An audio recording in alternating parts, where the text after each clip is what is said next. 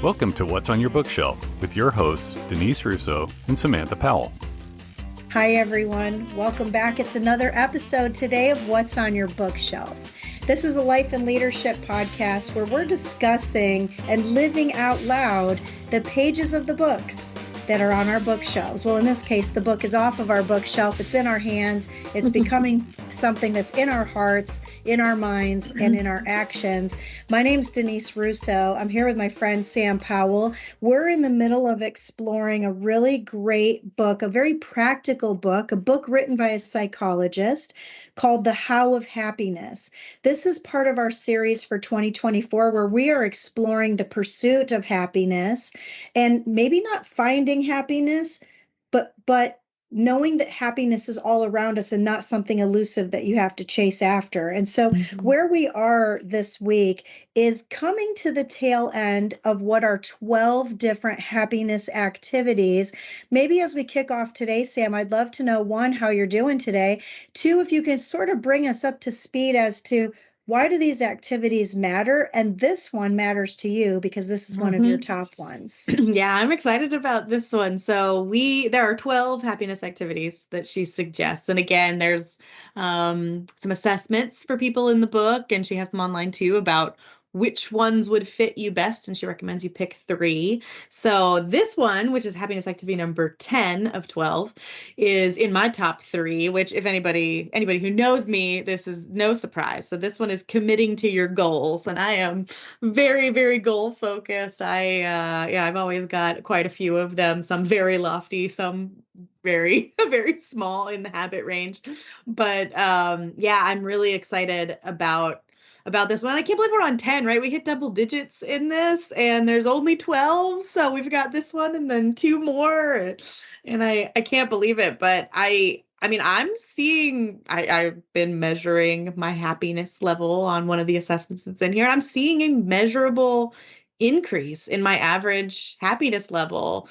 Yeah, I've been measuring every week since we started reading the book. And I mean, it's making a difference in my life. You know, as we're reading this out loud, it is delivering on the promise of the front cover. That's awesome. It really, really is. And, you know, I love that. And this one particularly, as we were kicking off the new year, right, there was a lot of conversations in like networking groups I was in and things like that. We had talked about, what are your goals for the year, whatever. And this is one of the fun facts I gave. I was like, did you know that if you can use goal setting to increase your average happiness level in your life if you pick the right types of goals? And that's what she goes into in this chapter is what are the right types of goals that actually attribute to and contribute to your overall happiness. And I had a couple people who were like, can you email me that list? Like, I'm really interested in that. So friends, I don't have to email it to you. We're going to talk about it today. Because this is a good one.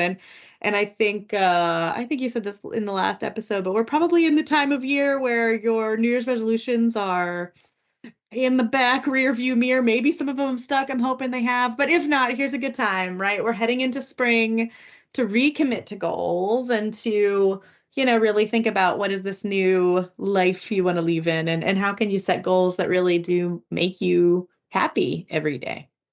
And realistic. So when we talk about goals, and I'm sure we'll get into it in this episode today, I think sometimes people look at this like finite list, like you have to get everything done by Christmas, and then in January, you just start over again. But life isn't that way. It's a continuum. And so to me, one of the things I loved about this chapter was that it started out by saying something that I know is true about you. It says, if you find a happy person, you will find a project. And if you aren't a happy person with lots of projects, I don't know who is. And when we set out to read this book, it became a goal for us to get through this book. And it felt hard at first, didn't it, Sam? Because this book was not like a book of stories. It was not a really very easy book necessarily to read. And yet, the longer we committed to the goal and stuck with it, the better and better this book continues to get. Yeah, I completely agree with that. This is one of those, I think I've said this to you a couple of times. This should be required life reading for everyone. It does feel a little clinical sometimes because we're talking about, here's this and that and data and all that sort of good stuff. But what I loved about, as she kicked off, I had exactly what you said about the projects highlighted, but she also said right at the beginning of this is that the process of working towards a goal is as important to well-being as its attainment. And so, right, I think, we're coming out of living in the present in the last chapter, and it's particularly, being in flow, savoring, life's joys and things like that. And this, as it turns a new chapter, is still kind of hinting at that. It's about the process of goal attainment, not necessarily about attaining goals. So when you think about happiness and you think about the relation between goals and between happiness, it's not about getting the thing. It's about the whole journey and really enjoying it and making sure that you've got a goal that allows you to enjoy the journey so that when you get to that goal, it's not, oh, hey, I did the thing, check, and that's great. It's, I got the whole experience and the thing, right? It's all continuous and together. And I thought that was really beautiful and a really nice way to think about goal setting. I love that. It kind of actually makes me think about one of my top 10 most favorite books. And, that's hard for me because What's on Your Bookshelf is about hundreds of books. Get your pens out, friends. Like, write this one down. If it's on Denise's top 10, it's a good one. This is definitely in the top 10. And so I would say if this book I'm about to tell you is not on your shelf, it definitely needs to be. And you're going to think maybe in a minute when I tell you what it is, what does that have anything to do with committing to goals? But I hope it'll relate.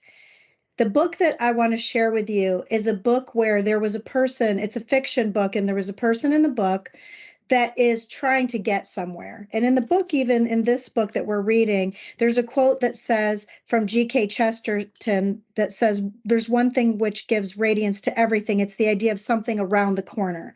So in this story that I'm going to share with you in a second, there was a person in the book who was looking up ahead, continuously on the quest for this thing to achieve, this place to go, this person to become. In the journey, he got lost sight of the fact that it was about the journey. And in fact, last week, I gave the quote from the Wonka movie that it's never been about the chocolate. It's about who you share it with. And so this book that I really think needs to be on everybody's shelf is called The Alchemist by Paulo Coelho. It's one of my favorite books. And it's interesting because that book was given to me.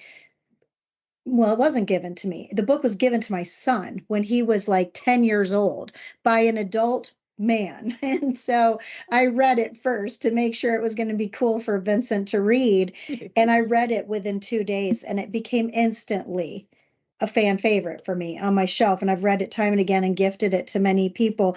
And the point of that book and the point that you'll see in this chapter of this book is that when you can learn to master your time, savor the moments that you're in, like we talked about last week, but to commit to goals that are for the future and have something like Chesterton says, which is striving for something around the corner. All of those things highlight and bring relevance to happiness in your life. Because if you don't have anything to strive for, if you have nothing to savor, and you have no memories to reminisce, and you don't have friends and family around you that you care about investing your time with, there's no real meaning to your life. And so what I loved about this chapter is that even though it may be a practical one, and for you, Sam, being so good at goal planning and goal execution, for me, it was really around the evidence that having dreams and bringing those dreams to life is what goals are about. We talk about that a lot in School of Thoughts, don't we? That if you have passion and you have potential and you have purpose, you have meaning, and all those things together is how you elevate your happiness. Yeah, absolutely. Absolutely. And I see this all the time in my coaching practice with people is usually somebody's got some like nugget of an idea or something that feels big and they're like, oh man, I've always wanted to do this. I've always wanted to be that.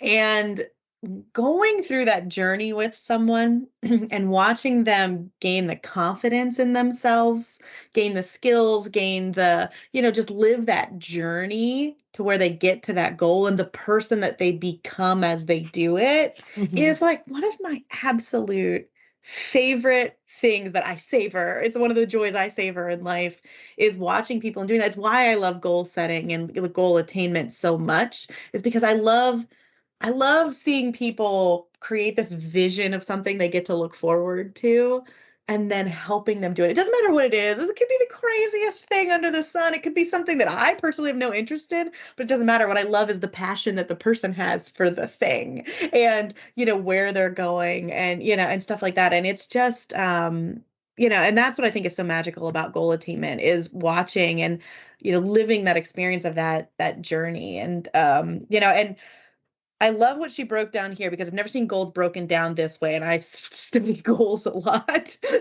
And you and I are both like multi-certified coaches. And so like goal, how do you get people to help them with their goals is like part of all the training that we've done in all these certifications.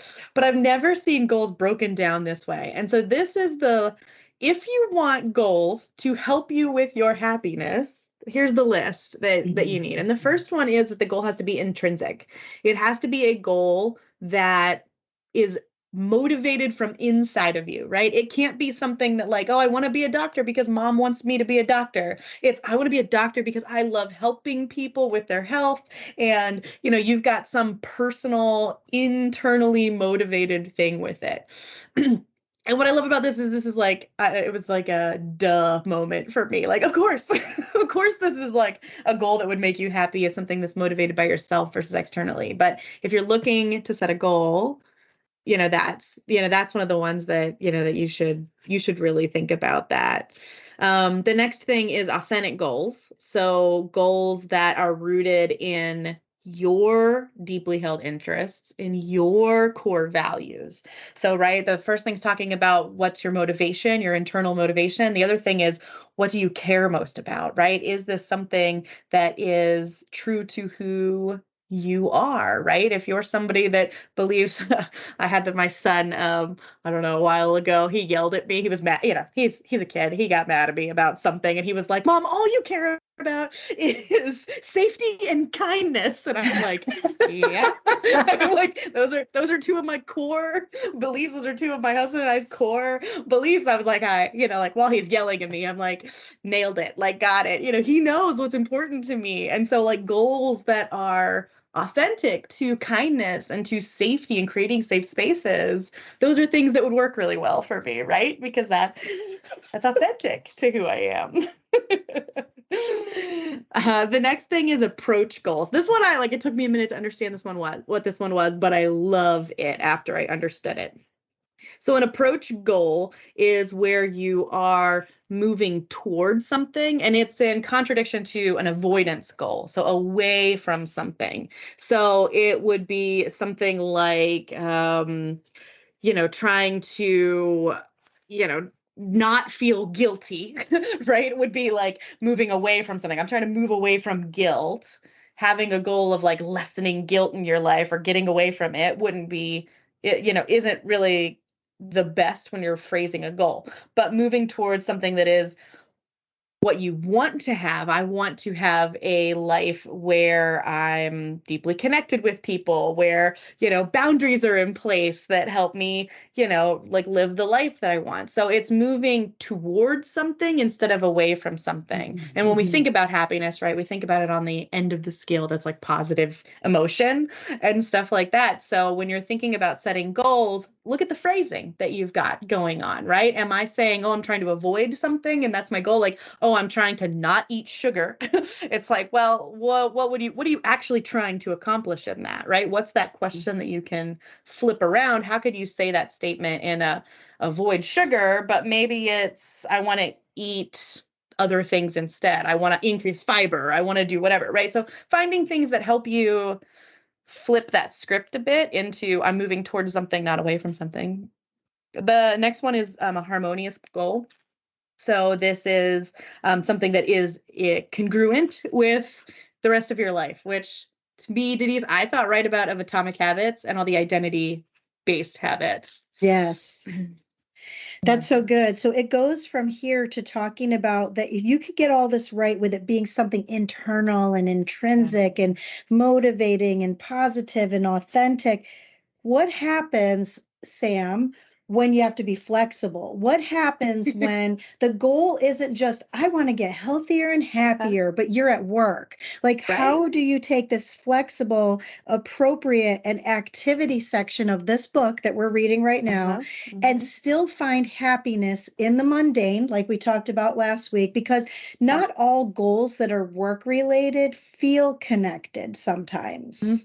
Yeah, absolutely right. And she says in here, you've got to find the right tasks at the right time. Like we should be, if we're doing things right, in my opinion, right? You should be constantly growing and changing. And your opinion should grow along with you, your thoughts, your ideas, right? Like you should be becoming bigger and larger every, year over year, week over week, day over day, hopefully, right? But you should be moving towards something. And so those goals have to grow with you. They have to be Mhm. able to flex. You have to give yourself grace in that moment of, hey, yeah, my goal is this, but I can expand it, I can adjust it. And there doesn't have to be anything wrong with that, right? Like, oh, it's not exactly the goal I set out for. It's no, it grew with me. It Mhm. changed with me. It's appropriate for where I'm at now, instead of saying like, oh, I would like to have something that's crazy that doesn't make sense because it's not who you are in this moment. It's not where you're headed in this moment. So yeah, you're right. It's such an important thing to think about. And you've coached people for years, Denise. I mean,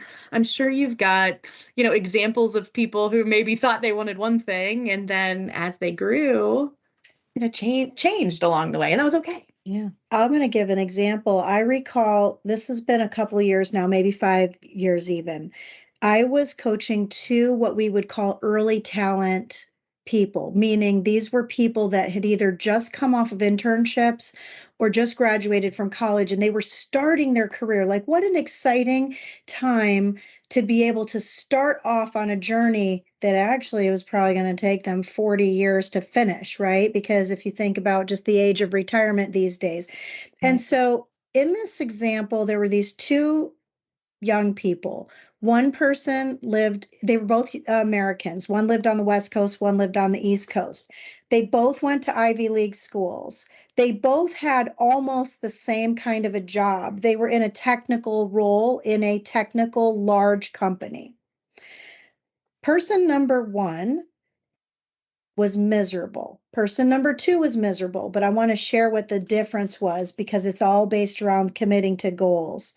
The first person was in a role that they didn't like and shared with me in the coaching sessions that they were doing the job they were in because their parents were from another country, moved them to this country and wanted them to have a better life, and basically said the only way to have a better life is to work in tech and to do this kind of technical job. And in this case, this was a female. And so, being a female in a tech world, you're going to stand out. So, the goal was intrinsically what the parent thought was best for their child because they cared Mhm. for their child. It wasn't that they wanted their child to be unhappy. The child, however, which was an adult female, she really loved art, painting, the creative arts. And I recall one time I was talking to her, Sam, and she started sobbing on the telephone and saying how she felt like she was going to be stuck in this career dead end, doing something she didn't like for the rest of her career to make her parents happy at her expense. And so Mhm. she wasn't committing to her goals.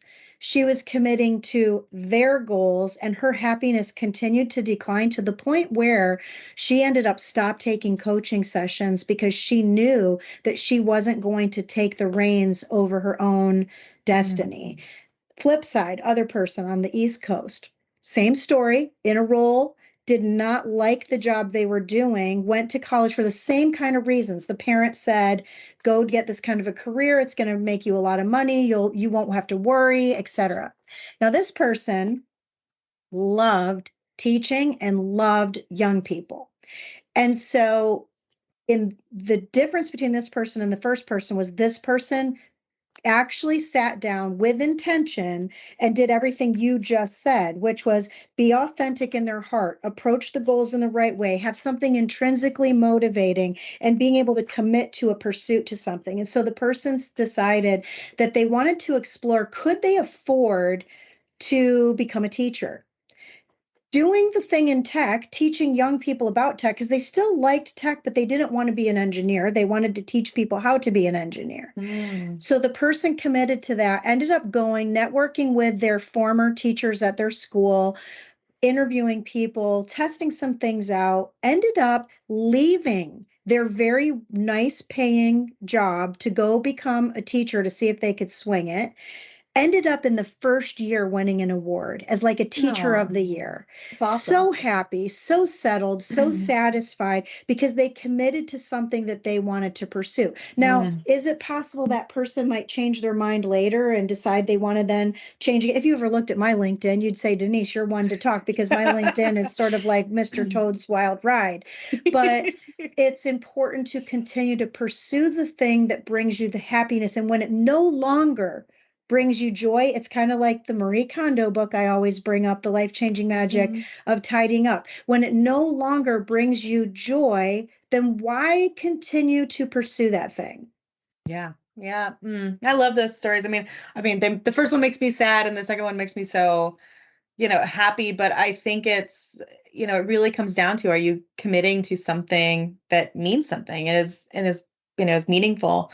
And the very last type of thing she talks about in this chapter is activity-based goals, which I thought was an interesting one because I didn't quite understand this one either at first glance. But this is something about, living that experience that you want, living that life that you want, and thinking about your goals in that context, right? Like, yeah, I like tech, but what I like about tech is teaching people about it, right? Like that's really different. But this activity-based goal thought process is, let's say, well, juxtapose two things here, but like you want to buy a new TV, right? Like, oh, I want to buy a big, giant, really nice, fancy TV. If you buy that TV and you save your money, you work towards it, you do it, you get it, and it's like, it's great. But then if we learn from earlier in the book, right, that hedonic adaptation comes around and you're like, oh, now I'm just used to a big TV and it's whatever. But if you change that goal and you think about it as, why are you buying the bigger TV? Why do you want this? And maybe you want that because what you really are trying to do is to create an experience for your family to have movie nights. Yeah. So your goal isn't, oh, let me get to the end result of this thing. It's, let me think of the activity that gets me and then the TV's part of it. Yeah, I want to buy this big TV because it's going to, create this experience for us, this activity for us. That's something magical and, and something larger and bigger. And I think that, as I think about the two, women in your story, it's, one chose the path of this broader, why do I want to do this? What am I doing? Really exploring that. And that's, when we think about goals, make sure that it checks all these boxes, right? It's intrinsic, it's true to who you are, but really think about it in a bigger sense. Ask yourself that why question. I always love a 5 why analysis, right? Why do I like this? And why is that important? And then why is that important? And really getting down to what is it? And usually it comes back to the experience, the activity, the bigger sense of why you're trying to pursue something, right? What the life that you want that this contributes to. The life you want. So in summarizing for this chapter, remember the name of this book is called The How of Happiness. There are 12 different activities that will help you craft your own how. The author actually ends this chapter in a way that is obviously best in her writing than us trying to repurpose what she wrote. So I'm going to just read it as the closing for today to hopefully sum this up for you as a listener about how you can use committing to your goals to drive your happiness. What she says is the pursuit of goals that are intrinsic, authentic, approach-oriented, harmonious, activity-based, and flexible will deliver more happiness than the pursuit of goals that are extrinsic, inauthentic, avoidance-oriented, conflicting, circumstance-based, or rigid. This mouthful of words is based on decades of research. As a first step, then consider your significant goals and strivings. I thought that was like, if that doesn't bang you over the head with saying this is research-based and common sense, right? Like, who would think that extrinsic, inauthentic, avoidance-oriented, conflicting, circumstance-based, rigid goals would ever bring you closer to happiness? And yet, how many of us seek after those things? Right. Yeah, absolutely. Absolutely. I think that's a perfect summary. So that being said, we've got still a little bit more to go on next week. So we have next week, number 11. There's only 2 left, right, Sam? 12 altogether. Can't believe it. So next week is one that may or may not resonate with everyone. It is actually in my top. It's called Practicing Religion and Spirituality, and how that health and well-being ties to your overall happiness. So that's next week. If you don't have this book, or you've just started jumping in with us, go ahead and get it. We'll have a link. Scott, if you could please put the link in our show notes for people to get a copy of the book if they don't already have it. There's also tons of free stuff that the author gives for you to even go deeper than we're able to take you on our podcast. Sam, any closing thoughts for today? No, go out there and find those goals, friends. Get out there, find the ones that really mean something to you and pursue them. And if you need help, Denise and I are coaches. We can help you. Absolutely. And there will be ways for you to reach us on that as well. And that is really a good reminder. Maybe what we could do to bring about some happiness is to offer up some free initial coaching consultations. So if you're listening and you're thinking, something really is stirring in my stomach here, I need to make a change. I know there's something that I can do, be, or have that'll make me happier, but I'm just not sure where to start. Coaching is the place to start. Let us help you. We will commit to giving you a free initial consultation, whether it's with us or one of our many networked coaches that are multi-certified in this stuff, to help you in your pursuit of finding, seeking, having, being, and living a life of happiness. So for today, my name is Denise Russo. My friend Sam Powell's been with me and will continue to be, which makes me so happy. We'll see you next week on another episode of What's on Your Bookshelf.